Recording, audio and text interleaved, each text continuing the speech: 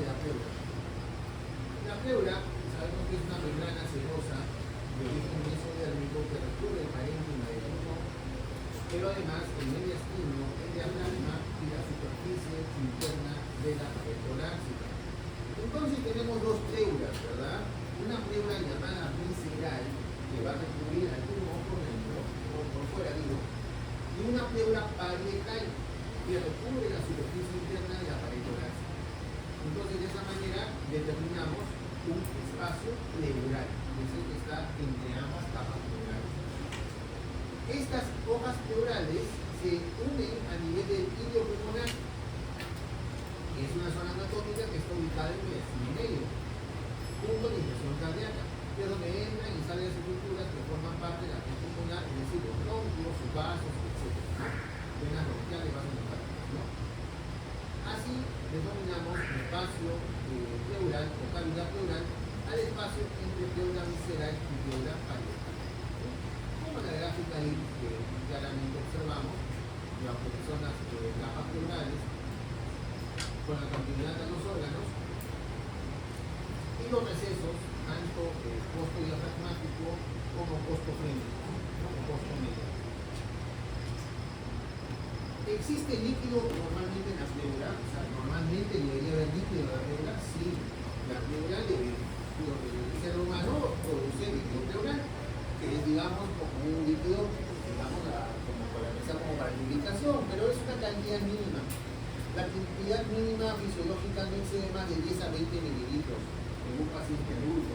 Por lo tanto, es una cantidad que no debería causar síntomas ni tampoco deberíamos observarla a nivel de una radiografía.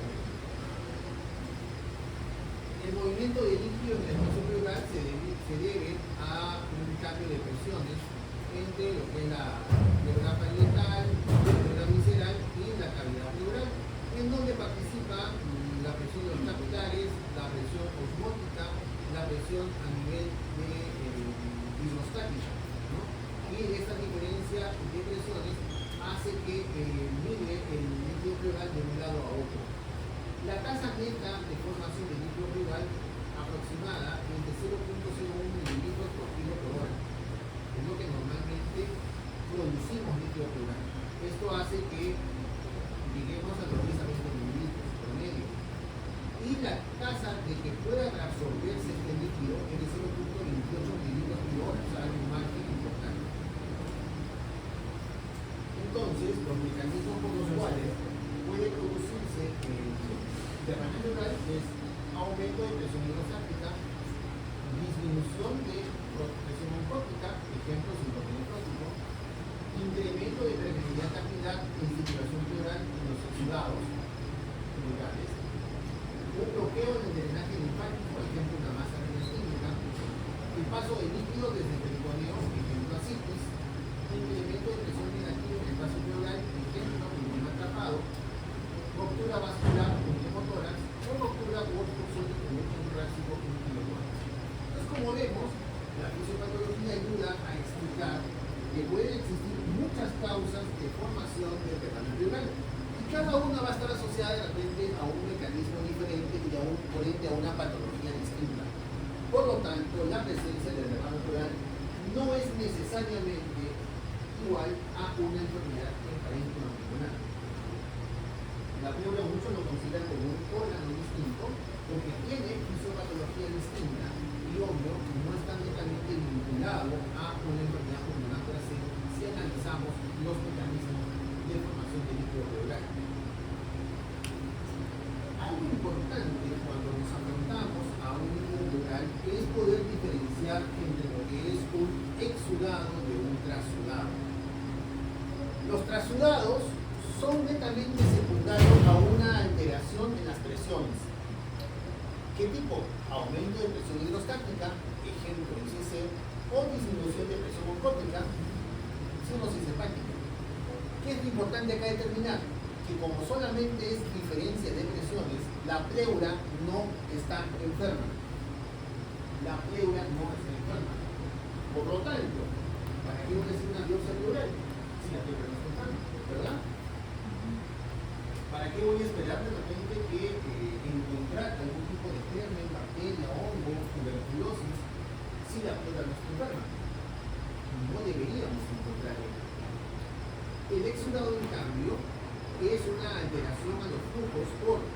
aumento de permeabilidad capilar, un bloqueo de drenaje linfático, ¿no? Como ejemplos principales.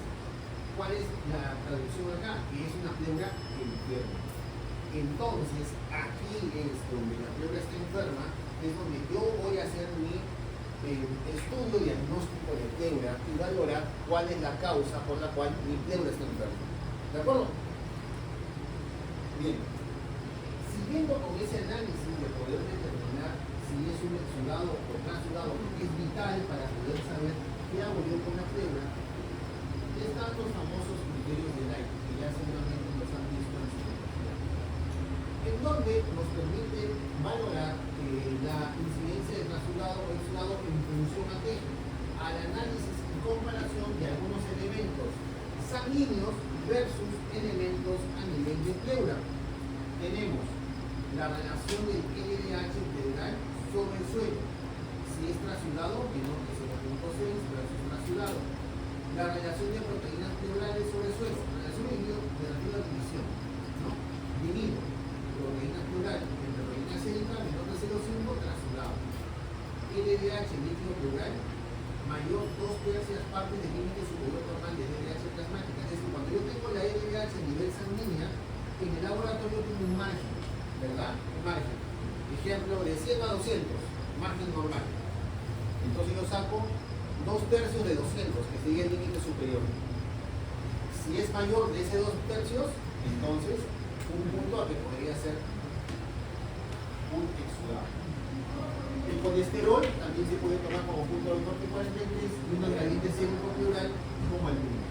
Así es el número.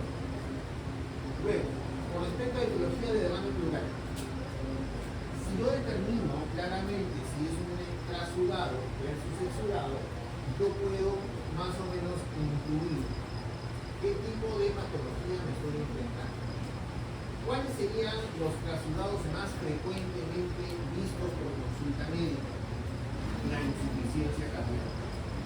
Otro tipo de trasudado que podemos observar son las cirrosis. Menos frecuentes, pero también importantes, síndromes nefróticos, pneumotórax, pacientes con déficit peritoneal o pneumoma traumático.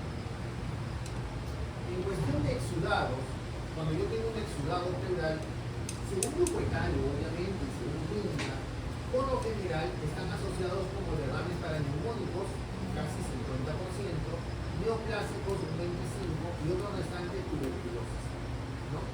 Menos frecuente pneumotórax, derrames vasculares o también de enfermedades sistémicas por ejemplo.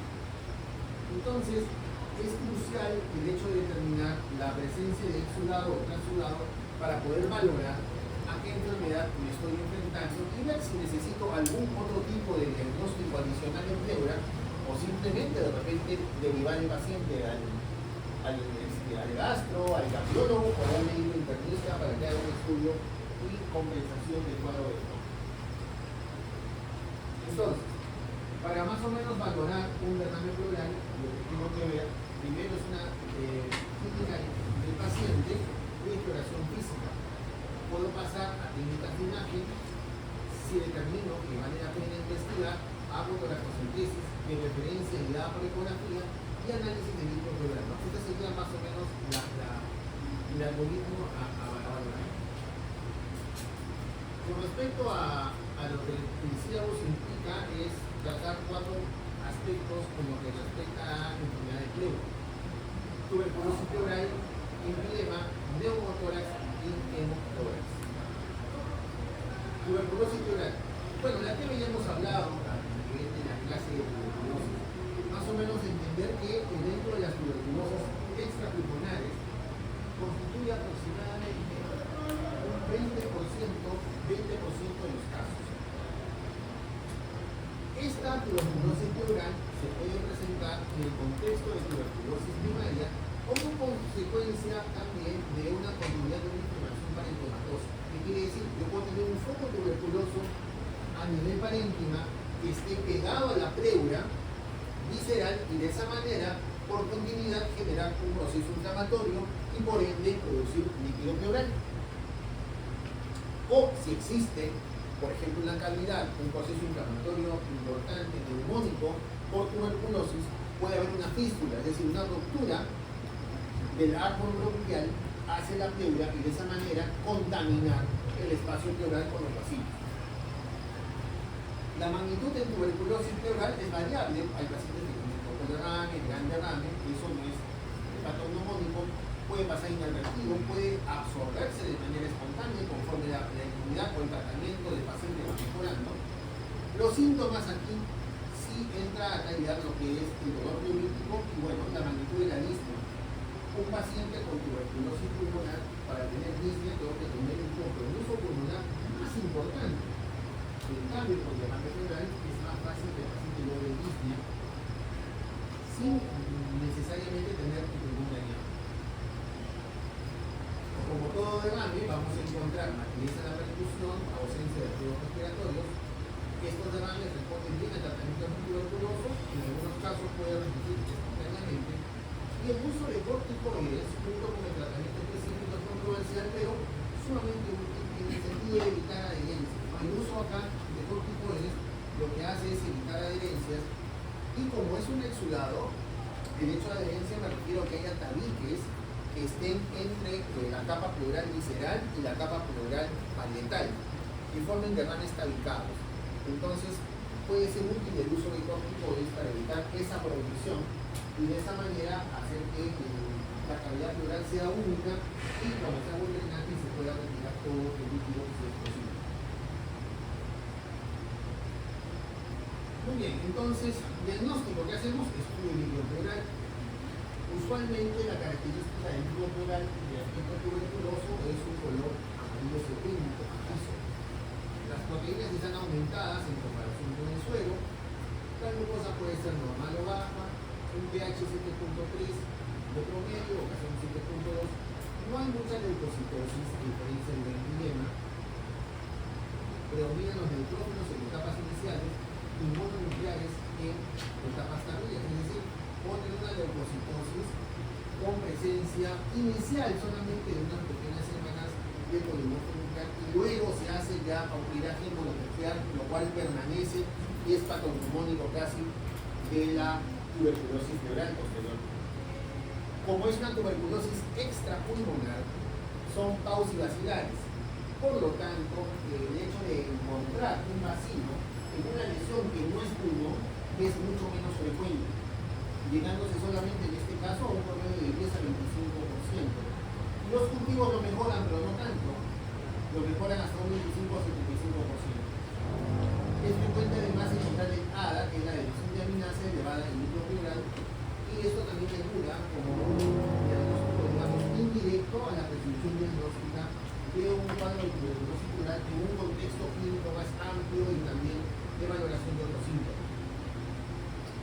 Otra manera de detectar que puede ser más útil es la detección de pruebas moleculares como el PCR en líquido pleural, que el líquido pleural contiene el líquido pleural, ¿no? Aquí el uso de los métodos moleculares, sobre todo en tejido, es de mucho más importancia que en el líquido, ¿ya? Más que en el líquido. En el líquido solo no encontrarlo, pero en el tejido es más útil. Y una biopsia pleural, si se hace una biopsia pleural percutánea, lo que vamos a identificar son granulomas, y esta presencia de granulomas puede ayudar al diagnóstico más del 80% de casos. Entonces, en conclusión, en tuberculosis pleural muchas veces no llegamos al diagnóstico.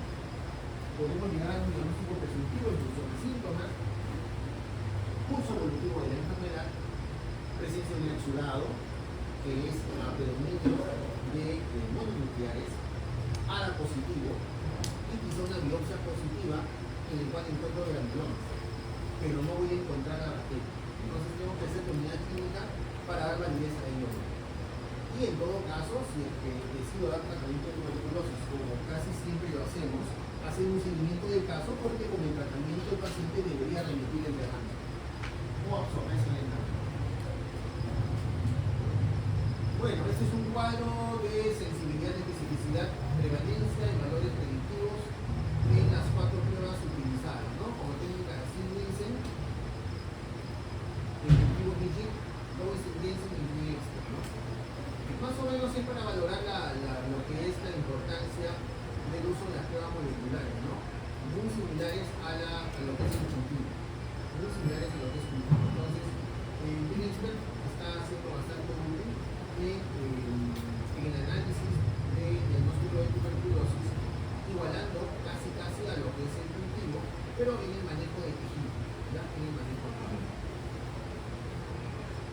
Entonces, por ejemplo, tenemos un derrame pleural derecho, lo que podemos hacer es tener una toracocentesis para ver si es exudado o trasudado, tomar la serie de exámenes, dentro de los cuales para que tengo que incluir el ADA, y luego puedo pasar una biopsia de pleura de tipo percutánea, y utilizamos una aguja llamada Abrams para biopsia pleural. Esta es una biopsia a ciegas, quiere decir, yo no estoy viendo la pleura. Lo que veo es la presencia del derrame, puedo hacer una ecografía para comprobar el derrame, puedo incluso ver si hay un poquito de engrosamiento pleural. Perfecto. Y lo que se procede es a tomar una muestra de biopsia. Es por eso que muchas veces puede ser una biopsia hasta negativa. ¿Sí?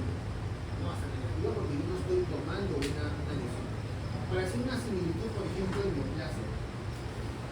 Como en la tuberculosis pleural existe un compromiso más heterogéneo en la pleura, y en los casos de cáncer existe más lesión focalizada, en los nidos de células oncológicas, en cambio la TB es más difusa. La rentabilidad de una biopsia o aguja Abrams o biopsia cerrada es más útil en tuberculosis que en cáncer. ¿Ya? Más o menos por el tipo de afectación de la lesión. Una cápita aquí importante es que podríamos tener un enzima tuberculoso, ¿no? ¿Cómo será un enzima tuberculoso? Yo tengo una tuberculosis pulmonar que se abre o se libera o se rompe hacia la pleura, y de esa manera se produce la rotura por la expulsión de los bacilos en grandes cantidades hacia la cavidad pleural. Este proceso de ruptura puede claramente generar una fístula broncopleural. ¿Qué es la fístula broncopleural? Una comunicación permanente entre una porción de pulmón, en este caso una cavidad, con la cavidad pleural. ¿Y cómo caracterizamos esto? Con un nivel hidroaéreo. ¿Ven? Esto es un derrame de tipo loculado. Acá vemos un nivel. Indica nivel aire. Entonces ahí tenemos una interfase. Aire, líquido. Y ese aire, ¿cómo le igual aire? Por ruptura y alguna cavidad o lesión pulmonar, es la manera por la cual ingresa el aire. Bueno, en los casos de estos enzimas, el líquido pleural es turbulento, viscoso, con grandes cantidades de linfocitos. La vasculoscopía y cultivos suelen ser positivos porque hay una gran cantidad de bacterias y es por eso que ya deja de ser un tanto oxidacional y es más fácil encontrarlo. Además del tratamiento tuberculoso, lo que tenemos que hacer es el drenaje. Drenaje, ¿no? Empiema igual drenaje. Empiema igual drenaje. Y también dar antibióticos para otro tipo de espectro de gérmenes. Porque derrotamos, por ejemplo, si existen fístulas o si existe contaminación, eso ha venido de otro lugar. Nosotros en la cavidad oral tenemos gérmenes que pueden ser saprofitos, pero a nivel pulmonar pueden ser patógenos. Si tenemos ya una ruptura, una disrupción de los mecanismos de defensa pulmonares producidos por la lesión de una tuberculosis, ya genera una colonización de bacterias y esa se rompe hacia la pleura, contaminamos. Entonces ahí es el manejo conjunto. Antibiótico y tratamiento griego. Producto de ello se puede producir una fibrosis pleural grave con neumopatía restrictiva. Como el empiema produce un proceso inflamatorio severo, la pleura se hace gruesa. Es diferente que yo tenga un pulmón o una pleura delgada, el pulmón, yo tomo aire y boto, y de esa manera el pulmón tranquilamente puede expandirse, ¿no? Inhalar y exhalar tranquilamente. Pero si yo tengo una pleura sumamente engrosada, entonces provoca una restricción dada por el proceso inflamatorio externo. Y es por eso que podemos tener patologías restrictivas pulmonares severas producto de empiemas tabicados o empiemas no drenados. Por eso también, para evitar el tema de sobrecontaminación e infección y parte del tratamiento y evitar una neumopatía restrictiva, es el uso de drenaje. Si vemos que el tratamiento antibiótico que se pone más el tratamiento tuberculoso no es suficiente, superado el cuadro infeccioso agudo, podríamos plantear lo que es la decorticación, ya como un tratamiento quirúrgico. Eso es la eliminación de la pleura visceral engrosada. O sea, esa pleura visceral que está engrosada como pelardo, por decir, ¿no? Y en ocasiones puede ser necesaria para mejorar la función pulmonar y limpieza de cavidad. Como imaginamos también de los enzimas alcalinos, que son bancas fibrosas, que están entre las capas pleurales, tanto parietal como visceral, entonces ello no permite una evacuación normal del líquido. Puedo tener un dren que está solamente como un pozo. Yo puedo tener tabique y conexiones alrededor. Entonces, también el acto quirúrgico puede ayudar para romper tabiques y de esa manera producir un drenaje más adecuado y evitar que el pulmón se quede colapsado o atrapado. ¿Ya? Eso más o menos lo vamos a repetir también en el empiema. Hasta ahí más o menos una visión general de lo que es la piel pulmonar. Empiema. Si hemos hablado de empiema tuberculoso es por origen de piel. En este caso un empiema pleural es lo mismo pero por gérmenes ya comunitarios o gérmenes de otro tipo. En este caso el empiema pleural, lo que significa la palabra empiema es pus en cavidad pleural o también puede ser llamado pirotórax. ¿Qué sucede acá? Invasión bacteriana en el espacio pleural, en otras palabras, pus en la pleura. Así de fácil. Ahora, también puede denominarse, ya con más clasificaciones, aquellos derrames que sin ser pus tienen cultivos positivos. O sea, un empiema también podemos llamar de repente un líquido que no tiene aspecto de pus, pero encontramos cultivo positivo a algún germen, considerando como empiema porque el manejo va a ser imposible. Ahora, hay derrames pleurales complicados, también llamados exudados complicados. ¿Por qué? Porque van a tener pH bajo, menor de 7.2, leucocitos mayor de 100.000, LDH mayor de 1000, glucosa menor de 50. Y frecuentemente se pueden no aislar gérmenes en el cultivo de la muestra, pero una vez diagnosticados implican efectuar conductas quirúrgicas activas con el objetivo de evitar complicaciones por demoras en el tratamiento. Entonces, lo que quiere decir esto es que no siendo empiema, hay características de derrames pleurales que deben ser denominados complicados, que me deben marcar una alerta. Presencia de un pH bajo, menor de 7.2, leucocitos más de 10.000, LDH más de 1000, glucosa menor de 50.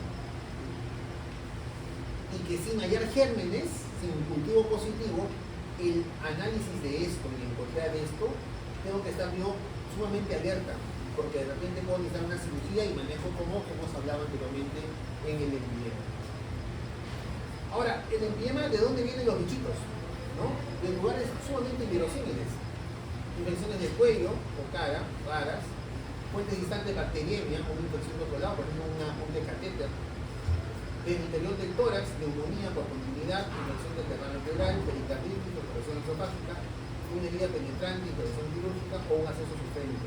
Hemos visto también, por ejemplo, lo que es acá más frecuente son accesos dentarios. Dientes más duraditos y se producen émbolos sépticos y llegan a la pleura.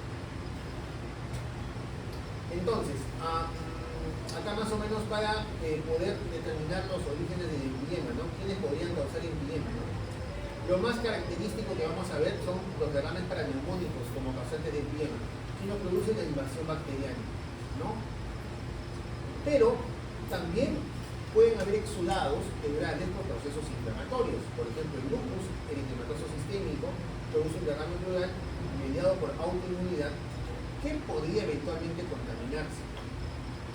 Procesos de cáncer, neoplasia, también producen necrosis, producen detritus, células muertas, masas necrosadas. Puede haber un derrame paraneoplásico tranquilamente en mesotelioma y producir eventualmente empiema. Y también asbestosis pueden también dar infiltrados pleurales con neutrófilos y fibrosis como causa de exudado que eventualmente puede causar empiema. Entonces, la principal causa es derrame paraneumónico. Dentro de esos gérmenes, lógico, la casuística va a variar mucho según el tipo de lugar donde nos encontremos, en el país donde nos encontremos o incluso hospital. Son secundarios a neumonías adquiridas en comunidad, neumonías hospitalarias, necrotizantes, neumonía personal séptica, o también empiemas en caso de pacientes con TB, neoplasias, diabéticos, etc. Cada población puede tener una predisposición distinta a gérmenes, pero en general podemos tener como causante Staphylococcus aureus, Streptococcus classifica, Pseudomonas, Klebsiella, E. coli, Acinetobacter y otros, como causantes de empiema, ¿no? Por lo tanto, el manejo también antibiótico va a ser distinto. En general podemos producir hasta 3 fases en un empilema. Una fase exudativa que se da en 48 horas a 5 días, produciendo un desequilibrio, mi sello está arriba. Maldito de puto, ¿no? Lo compartas, por favor. Lo compartas siempre lo tengo en la clase. Nosotros la firma carta de reclamo de otro lado.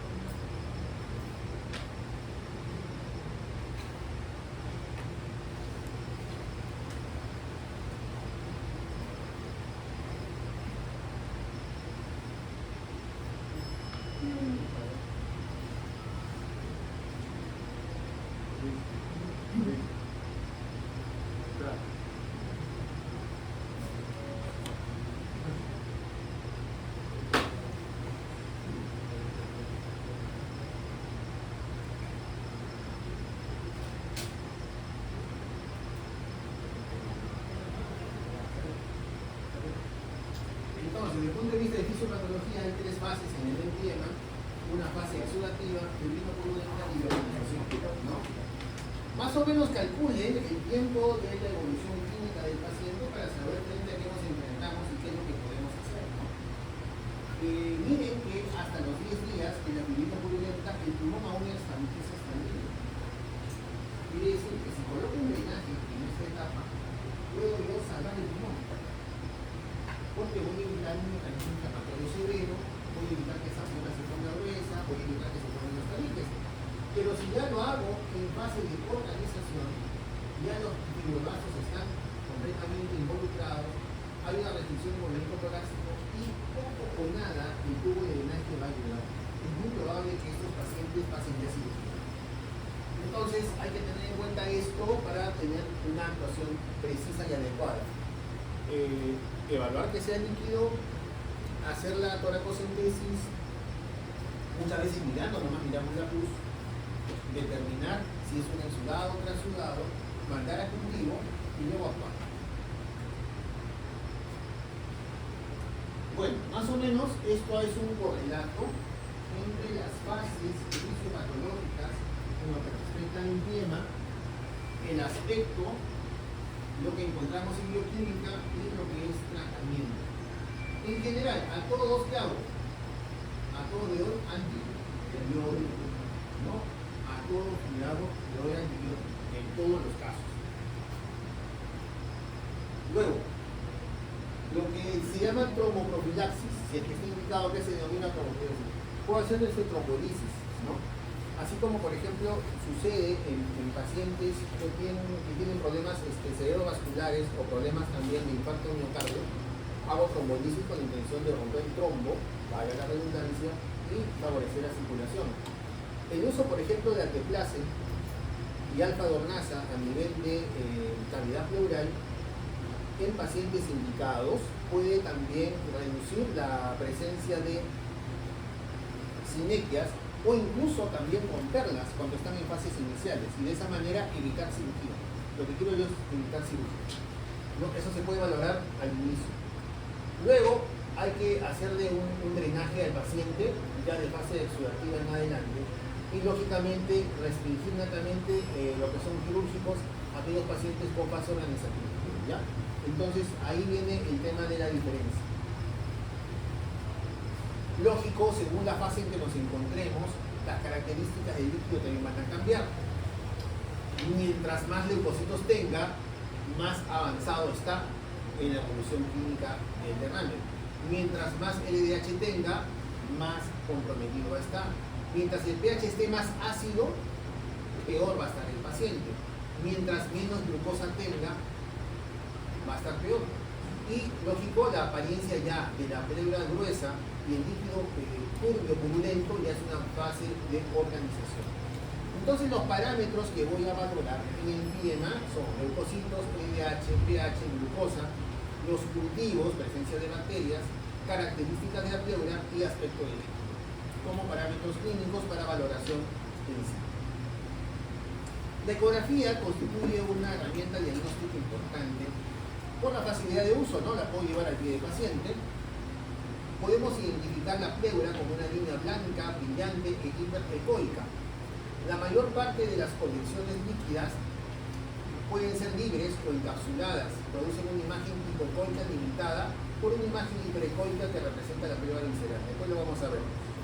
Ahora, lo que podemos discernir si esa imagen es líquido sólida o si hay bandas o septos, que son presencia de exudados ricos en proteínas. Entonces, a diferencia de una tomografía, la ecografía nos puede ayudar bastante en lo que es la presencia de septos intrapleurales. Y también nos puede ayudar para dirigir una toracocentesis o un drenaje pleural, ¿no? La tomografía, es cierto, nos da valoración importantísima a nivel de parénquima, pero a nivel de pleura, de la mano con el paciente, en lo que es líquido pleural, es mucho más útil lo que es la ecografía. Aquí vemos, por ejemplo, presencia del empiema pleural, ¿no? Este es líquido. Esto de acá son detritus, acá está el abdomen, lo de acá son detritus y lo demás es líquido, ¿no? Esto, por ejemplo, el movimiento se denomina el signo de Plankton, que es lo que está en movimiento. La tomografía, cierto, descubrir también le puede diferenciar un infiltrado pulmonar o engrosamiento pleural, ¿no? Si yo en la ecografía veo que la pleura está gruesa y no se dice que implica entre pulmón y pleura, entonces la tomografía es lo llamado. Puedo también valorar con una tomografía qué cosa hay además del líquido pleural del empiema. Si hay neumonía hospitalaria, necrotizante. Lo que puedo hacer es evaluar loculaciones, características de la pleura, puedo dirigir lo que es la terapéutica y evalúo la historia natural de la enfermedad, ¿no? A manera de ejemplo, ¿no? Miren acá, ¿ven pleura o no? No se ve, ¿verdad? Y acá, sí, una pleura sumamente gruesa con un líquido en su interior. ¿Sí? Una pleura sumamente gruesa con un líquido en su interior. Un ratito. Bien. Acá vemos, por ejemplo, un líquido pleural también tabicado y una colección pleural, ¿no?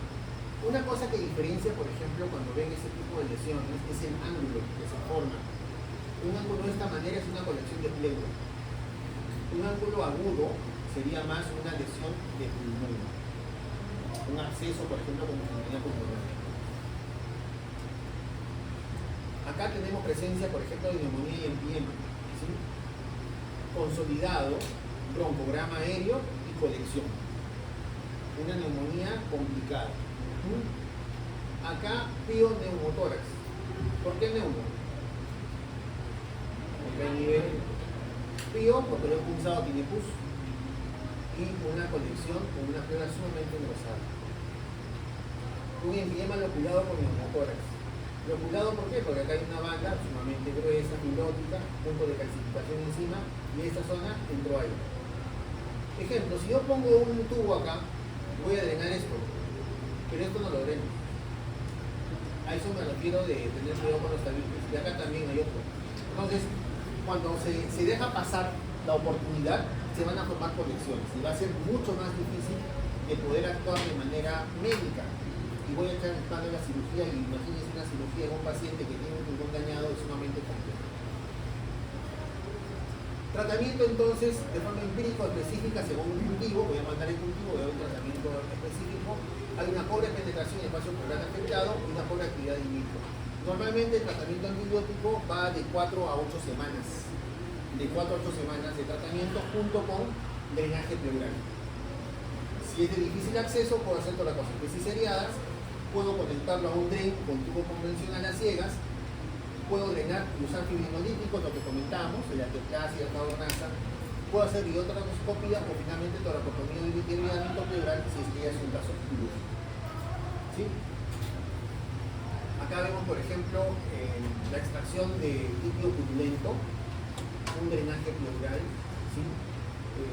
Entonces, imagínense, eso tiene que ser drenado sí o sí. Sí o sí tiene que ser drenado. ¿Sí? El calidad cambia lógicamente según el aspecto, pero es básicamente el aspecto que vemos en el tubo de drenaje, que siempre tiene que ser conectado a un frasco con trampa de agua, ya sea un frasco de vidrio o esos que son sistemas de Eurovac, con la intención de evitar el contacto directo con el medio ambiente, sino hacer una interfase del tubo, el frasco o el que está con una trampa de agua y luego el exterior, ¿no? De esa manera no tengo contacto con el medio ambiente y puedo recolectar la muestra y incluso ver cómo oscila el drenaje o si hubiese alguna fístula sin bloqueo. Bueno, esto ya para el tema de neumonía, ¿no? Neumotórax, que sería lo último. ¿Qué es neumotórax? Presencia de aire en espacio pleural, ¿no? Que se produce un colapso del pulmón secundario a una diferencia de presiones. Acá vemos claramente el borde de la pleura visceral y todo lo que está por fuera es aire. Es aire, ¿no? Neumotórax. Estos neumotórax pueden ser espontáneos, traumáticos o iatrogénicos. Espontáneos, primarios, o secundarios, alguna enfermedad, por ejemplo el EPOC, infecciones, neoplasias, catamina, es decir, existe una lesión, llámese una mula, una cavidad, un quiste aéreo adyacente a la pleura visceral que se rompe y permite la salida de aire. Entonces es secundario a ello. Traumático, un golpe, accidente de tránsito, que puede ser un golpe, pues si es un traumatismo torácico cerrado o por herida punzocortante. O iatrogénicos, por ejemplo, hago una toracocentesis, no tengo el debido cuidado y en vez de sacar agua meto aire. O como procedimiento terapéutico también me equivoco o tengo problemas en la cirugía y queda aire a nivel pulmonar. Incidencia es muy variable, bilateral es poco frecuente, pero pensar esto más en un tema congénito. La recurrencia de un neumotórax puede ser 42% a cabo de 2 años, por eso hay que tener mucho cuidado. Y si tengo un segundo neumotórax, la posibilidad de un tercero se aumenta más del 50%. Es porque definitivamente tengo algún defecto anatómico. Entonces, si tengo un defecto anatómico que no lo corrijo o que no puede corregirse, la predisposición de tener un neumotórax es francamente presentable en cualquier momento. A la exploración física va a depender de lo que es el grado de colapso pulmonar. Un neumotórax pequeño en un paciente sano, por ejemplo, puede ser hasta asintomático. Puede haber un dolor pleurítico leve, puede causar disnea, o también síntomas en relación con la reserva funcional más que con el colapso pulmonar. Es decir, depende mucho de la constitución del paciente. Si estamos manejando un paciente crónico, un paciente con enfermedad pulmonar crónica, o sea tuberculosis o cualquier tipo de patología, para ver si va a tener un síntoma adicional. Los movimientos de caja torácica van a estar disminuidos en relación a la magnitud del neumotórax. Puede haber taquicardia, himpanismo a la percusión y puede haber también psicosis pleural. Acá hay diferencia, por ejemplo, un caso de neumotórax completo, no veo el pulmón, y un total, ¿no? Casi solamente veo el hígado. Una manera de diagnosticar es la radiografía de tórax y de la sospecha. Si es necesario, puedo hacer técnica de inspiración y expiración, si tengo duda. La tomografía no es necesaria usualmente para el neumotórax. Y la ecografía torácica sí es útil. Porque en un pulmón normal, en el modo M, voy a ver lo que se llama el signo de arena de playa. ¿Qué es esto? Esto es partes blandas entres a vena de playa y construya el pulmón, de modo M. En cambio, en neumotórax, entre partes blandas, lo que voy a observar es el signo del código de barras o del escáner, no unas líneas. Es una manera de diferenciar al pie del paciente y poder corroborar la resolución diagnóstica clínica o sospechar radiográfica con ecografía de la presencia de un neumotórax. ¿Qué complicaciones puede traer un neumotórax? Si el aire fuga más de 48 horas de instaurado, normalmente hay que considerar que el neumotórax puede ser secundario y ver posibilidad quirúrgica. Una complicación importante es el neumomediastino, que es el paso del aire de las vías respiratorias de los troncos y vasos pulmonares. Acá hay que descubrir la ruptura de grandes áreas o perforación de esófago. El neumotórax es la ruptura de un pequeño vaso sanguíneo. La expansión pulmonar puede ayudar a taponar el punto de sangrado y ser contención al cirugía. Los neumotórax hemos visto que raramente son bilaterales en menos del 1%. Manejo, observación, puede haber sido una aspiración simple, colocar una jeringa y tratar de aspirar con una llave de titrería. Puede hacer una toracostomía con drenaje torácico ambulatorio. Se puede hacer pleurisis química o embolectomía, que es un tratamiento quirúrgico, ¿no? Pleurisis, no sé si lo han hablado ya en un cáncer, con el doctor Pineda.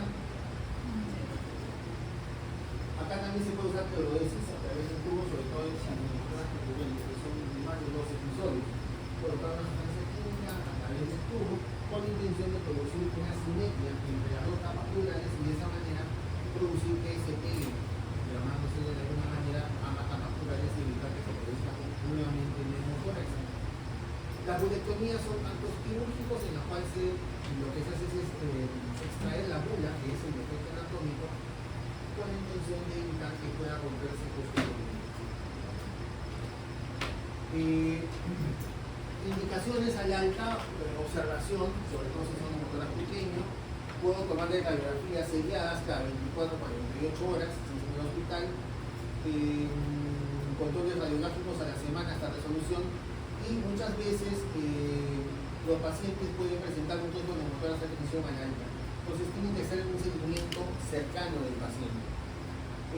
Ahora, si el tamaño del neumotórax es menor o igual a 2 centímetros, vean acá 2 centímetros, puedo requerir observación, porque con un neumotórax tan pequeño no es posible colocar un drenaje. Ese es un poco el caso. Tengo más peligro de dañar al momento de colocar un dren que beneficiar al paciente. La resolución podría ser de 2% por día con menor oxígeno. Una indicación también acá de este tipo de pacientes con neumotórax pequeño es el uso de técnicas de fisioterapia respiratoria, la inspirometría en sentido. No sé si han visto esas, son como pelotitas que el paciente aspira y tiene que tratar de suprimir el aire, ¿no?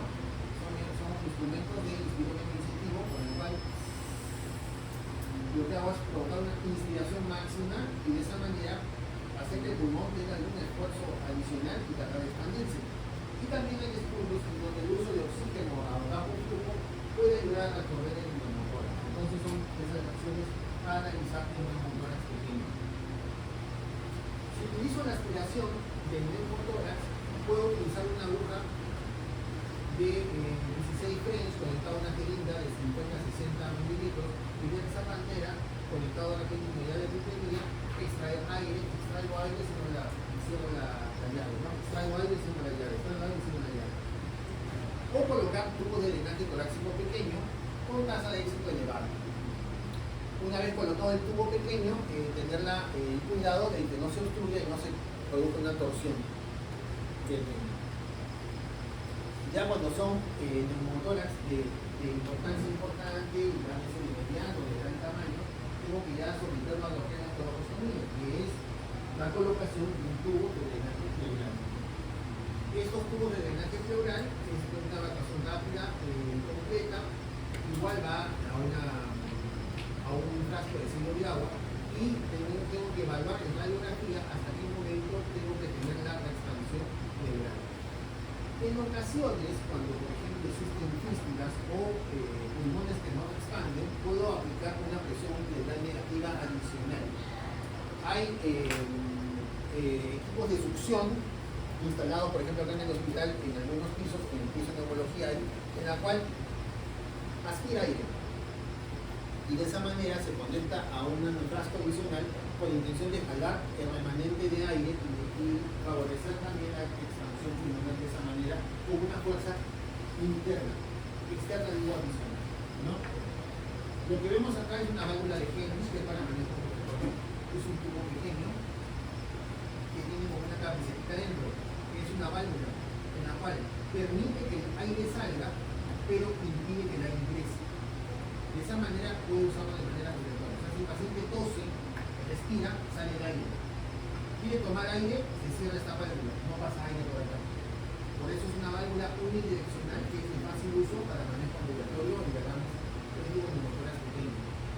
Los tubos de drenaje torácico, que es la trabecustomy, acá en el paciente van a ver mucho con su perrito adentro contaminando con su frasco. Esto manejamos tanto para el tipo como para el neumotórax, sino para el neumotórax o para inquilinos también. Entonces se produce la toracostomía con la conexión a un frasco de agua. Los equipos más modernos vienen ya con esto, ¿no? Con eso interrogado. Esto de acá es lo mismo que esto.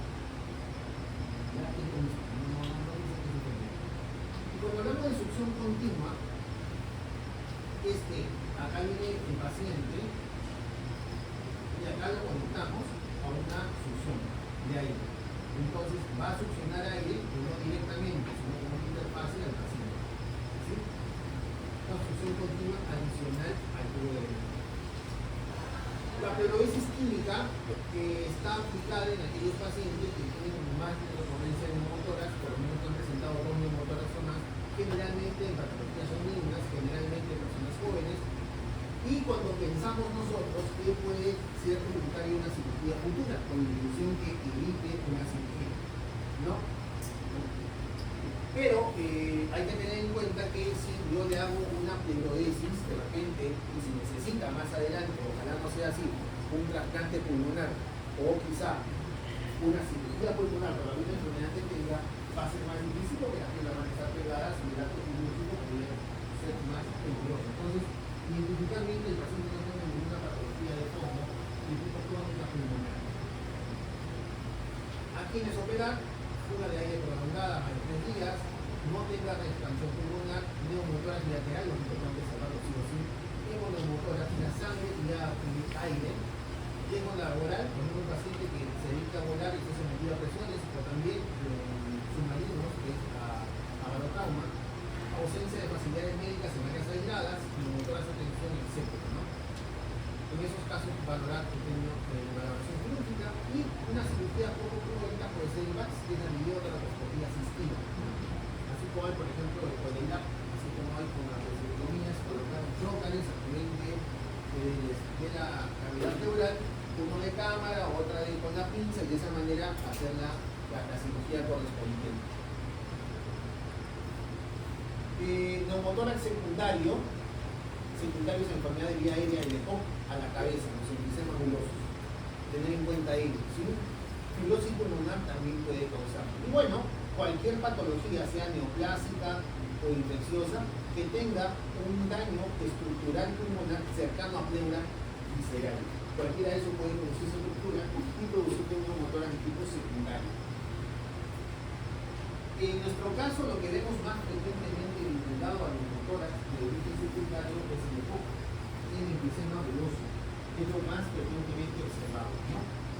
El tratamiento es netamente el mismo, sin embargo, como es un pulmón dañado, tiene una tasa de mortalidad muy superior a un neumotórax primario.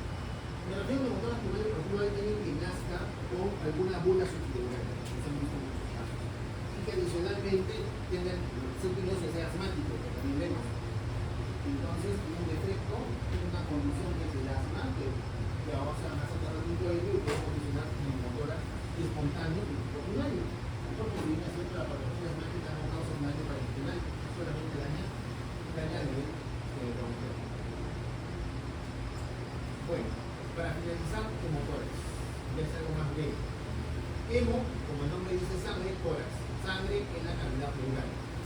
Aquí el líquido cinemático de grandes organismos es lo más usual, pero esto no es hemotórax.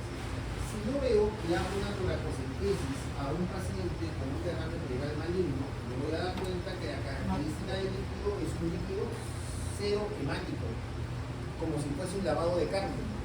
Hemos hablado hace un poquito, por ejemplo, un líquido amarillo citrino, que es un tuberculoso, un líquido de aspecto purulento en yema, un líquido blanco tipo leche, pilotórax, un líquido cero hemático, cáncer, pero ese cero hemático no es sangre, o sea, no está catalogado como sí sangre, contenido de nódulo rojo, pero me refiero a que no es un hemotórax, o sea, el hecho de verlo no es un diagnóstico de hemotórax.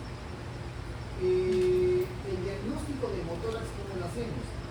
Cuando establecemos el hematocrito del líquido pleural que corresponde a un valor mayor del 50% del hematocrito sanguíneo. Entonces tengo que tener un control de hematocrito a nivel sangre, le tomo el hematocrito a nivel del líquido pleural, y si ese valor de hematocrito del líquido pleural es mayor del 50% a nivel sanguíneo, eso es hemotórax. Eso es hemotórax. Por lo tanto, los derrames pleurales malignos, tipo cáncer y demás, no necesariamente van a cumplir ese criterio. Por lo tanto, no tenemos que encender las alertas porque es parte del curso normal de nuestra práctica biológica.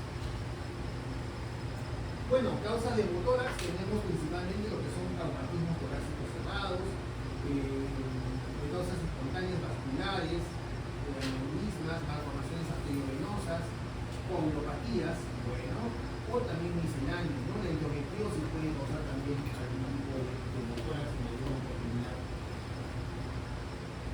En este caso, los hemotórax pueden clasificarse según grados, según la magnitud, según el volumen. Cuando está por debajo del cuarto postal, grado 1, grado 2, entre el segundo y cuarto y segundo cuarto postal, y grado 3, por encima del segundo cuarto postal.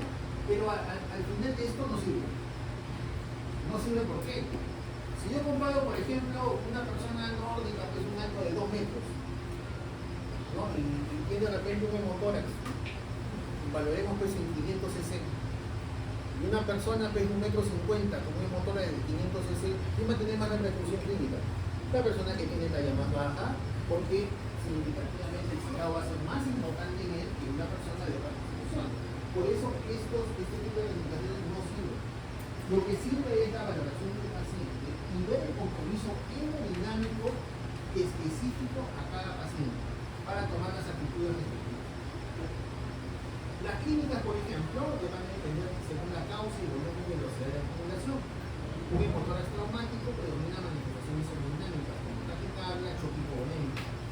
El no traumático es mayormente la disnea. El no traumático es frecuentemente la disnea, ¿no? En el espontáneo, por ejemplo, el estudio y clínica de examen pueden orientar esa etiología, ¿no? Por ejemplo, un antecedente de hemoptisis tiene relación con malformación arteriovenosa. Uso de medicamentos anticoagulantes plaquetarios por una displasia sanguínea. Tendencia al sangrado por coagulopatía con epistasis, hematuria, derrames articulares, si existe eso adicionalmente. O si son periodicidad de derrames por ciclos menstruales, la endometriosis. Entonces, básicamente ahí cambia el tema. Pero aquí lo que son más graves son los traumáticos, ¿no? Los que son de inicio agudo, son los más importantes. ¿Cómo hacemos el diagnóstico? La radiografía de tórax. Generalmente vamos a, por ejemplo, en procedimientos vamos a tener una radiografía previa al procedimiento y una radiografía post-procedimiento. Siempre después de un procedimiento pleural o cirugía o demás, tengo que tomar una placa radiográfica posterior y de esa manera comparar. Si hubo una caída de hematocrito y tengo un derrame nuevo, ¿qué voy a pensar? Probable hemotórax, ¿no? Como causa de hemogénica, como complicación. Lo que puedo valorar también es la ecografía, sobre todo en salas de emergencia, y la tomografía va a ser complementaria ante la sospecha de una radiografía o ecografía anormal. Con respecto al tratamiento, pacientes estables con hemotórax pequeño, volumen menor igual a 300, vigilancia. En aquellos pacientes con inestabilidad hemodinámica, lo que hemos hablado, o hemotórax con un volumen menor de 300, drenaje pleural. O sea, lo que tengo que poner es un tubo. ¿Cuál es la única manera de yo saber si ese hemotórax tiene repercusión y es importante, si es sangrante con un dren? Tengo que verlo. Es la única manera de ponerle un dren grueso para que elimine la sangre. Y evito dos cosas. Uno, voy a predecir más o menos qué puede pasar a futuro y evitar una patología restrictiva, porque ese coágulo dentro de la cavidad pleural va a generar también sinergias. Y la sangre, saben todos sus ingredientes, es un cambio que tiene importante. O sea, se nos puede infectar la cavidad pleural rápidamente. Los tubos de drenaje torácico utilizados son gruesos, de 28 a 36 French. La actividad de drenaje sugiere evacuar la sangre del espacio pleural, disminuye posterior en pie, 29 horas, como se ha mencionado, y detiene el hemorragia de parénquima por las elevaciones pleurales, porque también al momento que se afrontan la pleura visceral con parietal puede dar un mecanismo mecánico y lógico va a hacer una medición cuantitativa de sangrado. Una vez que colocamos el DREP con el paciente para valorar la magnitud, lo que tenemos que hacer que el paciente evitar que tenga un hemotoras masivas, ¿no? Cuando cuantificamos esto, cuando el volumen de sangre es igual o mayor a 1.5 litros, inmediatamente después de colocación del drenaje pleural. Es decir, coloco el DREP y me sale a chorro. 1.5 litros a sala, de ejemplo. No, que no lo a sala. O si le pongo el DREP y veo que va más o menos durante 4 horas consecutivas drenando 200 mililitros. 200. Siguiente hora controlo 200. Siguiente hora 200. 200 no, pasar. Entonces, esa es la importancia. Y, lógico, aviso inmediatamente la unidad de cirugía de tórax para que intervenga el médico. Además del drenaje, lo que puedo hacer es dar antibiótico terapia. En esta causa lo más frecuente es bacterias gram positivas.